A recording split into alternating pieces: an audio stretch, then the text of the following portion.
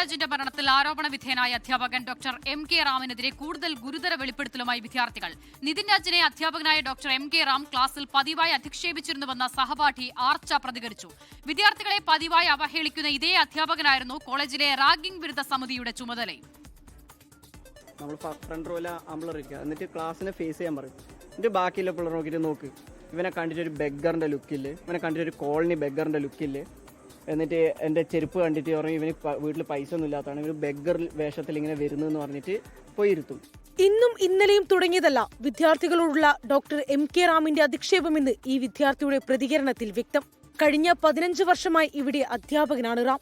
BDS 1ാം വർഷ ക്ലാസ്സിൽ ഈ അധ്യാപകൻ പതിവായി ലക്ഷ്യം വെച്ചത് നിതിൻ രാജിനെ എന്ന് സഹപാഠി ആർച്ച.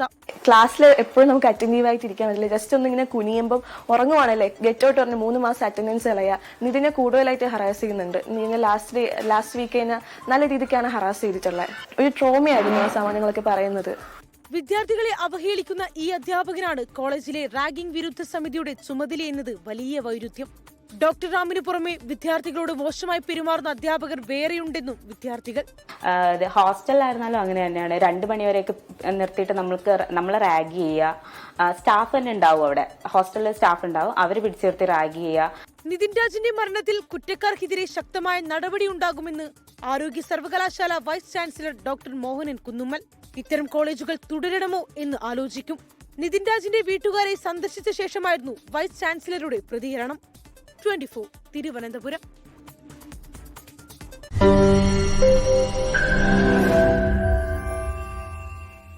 ലോകത്തെവിടെയായാലും ഏത് സമയത്തും 24 വാർത്തകളും ഓഗ്മെന്റഡ് റിയാലിറ്റി പാക്കേജുകളും എക്സ്പ്ലെയിനറുകളും വിശദമായി കാണാൻ ഞങ്ങളുടെ യൂട്യൂബ് ചാനൽ നിങ്ങൾക്ക് സബ്സ്ക്രൈബ് ചെയ്യാം.